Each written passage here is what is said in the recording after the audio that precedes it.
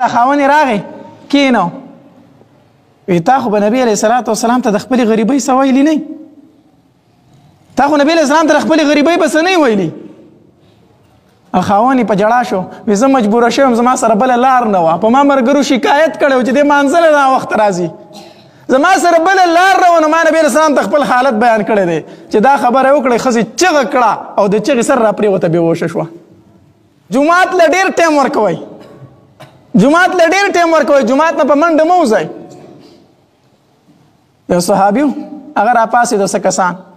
د الله پیغمبره هغه پلانکې صحابي نه دی هغه نوجوان هلک و هغه ورته جومات له ټایم نه ورکوي ته چې په جمع ودرېږي هغه ځان راورسوي او څنګه چې سلام وګرځوي دعا وکړي بیا سمدستي وځي دا شکایت په صحابه وکړو نبي علیه السلام مسله بیان کړه جومات له ټایم ورکوي نو صحابه وایي پلانکې صحابي خو ټایم نه ورکوي نبی علیه الصلاة والسلام وفرمایل ښه نبی علیه السلام دغه صحابي په نظر کې ساتو چې جمع وشوله نبی علیه السلام سلام وګرځو دعا یې وکړله چې څنګه دعا وشو دا صحابي پاسېدو په منډه تو نبی علیه السلام یې ودرېږه هلکه ودرېږه هغه صحابي ودرېدو ما مسله بیان کړې ده چې جومات له زیات وخت ورکوئ جومات کې ډېر ټایم تېروئ په تا باندې ستا دې ملګرو شکایت کړی دی چې ته جومات له زیات ټایم نه ورکوئ راشي چې موږ نیت تړو زموږ سره ودرېږو چې سلام وګرځم او دعا وکړم بیا په منډه وځي دې ملګرو ترې وضاحت وکړه ته ولې جومات له ټایم نه ورکوئ ای صحابي سر ښکته کو هېڅ یې ونه وي نبي علیه السلام ته بیا تپوس وکړو وی ولې د جومات نه په منډه وځي ټایم نه ورکوئ صحابي بیا غلی شو په درېیم ځل یې بیا تپوس وکړو وی جومات ته ناوخته راځي او د بیا سیده وځي ولې صحابي سر ښکته کړی څه وایي نه صحابه پوه شو چې یاره دې شرمېږي څه خبرې پړه کې ده خو وایي نه صحابه کرام د جومات نه په وتو شو لاړو ووتو چې ټول ووتل نبي علیه الصلاة والسلام د ځان خوا ته راوغوښتو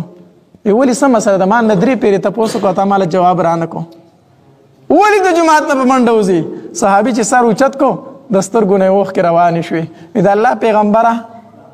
دا خو یو راز و چې ما پړه کې ساتلی و خو ته رانه تپوس کوې تا ته به یې بیان کړمه او د ملګرو په مخ کې مې نه شو بیانولی شرمېدمه نبي علیه الصلاة والسلام ورته ولې وی د الله پیغمبر زما په بدن چې دا کومه جوړه ده که نه دا زما او د ښځې شریکه ده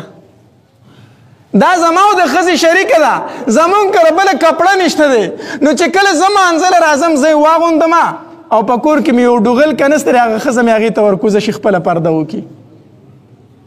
نو زه چې راشم په دې کې مونځ وکړمه بیا په منډه کور ته ځکه ځم چې هغه پکې مونځ وکړي ځکه جومات کې نشم ایساری دی د الله پیغمبر د ملګرو په مخ کې مې ته نه شو ویلی شرمېدم نبي علیه السلام یې ښه دا مسله ده یا څه ورځې تېرې شوې یو غذا وشوله پای کې ډېر مالي غنیمت راغی مالي غنیمت پکې ډېر راغی نبي علیه الصلاة والسلام د دغې نوجوان صحابي کړو ډېر شی کپړې ولېږلې ډېر شی امداد یې ولېږو چې ولېږو دا ښځه شکي شوله چې نبي علیه السلام زما کره ډېرې کپړې راولېږلې د امداد سامان یې راولېږو شکي شوله چې کله دا خاوند یې راغی کینو وی تا خو به نبي علیه الصلاة والسلام ته د خپلې غریبۍ څه ویلي نه تا خو نبی علیه السلام ته د خپلې غریبۍ به څه نه ویلي خاوند یې په ژړا شو وی زه مجبوره شوم زما سره بله لار نه وه په ما ملګرو شکایت کړی و چې دې مانځله ناوخته راځي زما سره بله لار نه وه نو ما نبي علیه السلام ته خپل حالت بیان کړی دی چې دا خبره یې وکړې ښځې چغه کړه او د چغې سر راپرېوته بېهوشه شوه بېهوشه شوه او چې په هوش کې راله یا لیتنی مت قبل هذا هی افسوس چې دا ورځ ما نه وي لیدلې زه د دې نه مخکې مړه وې زما د خاوند د غریبۍ بېعزتي وشوله زما د خاوند پرده پورته شو په جومات کې زما خاوند بېعزته شو هی افسوس چې زما خاوند نه وی بېعزته شوی دا بیبیانې وي د نبي علیه السلام یو خو دې کې یو سبق دی د ښځو دپاره د خپل خاوند د عزت خیال ساتئ هغې بیبیانو په شان جوړې شئ زه به بربنډه ناسته وم خو چې زما د خاوند د غریبۍ نوم بار ته نه وی وتی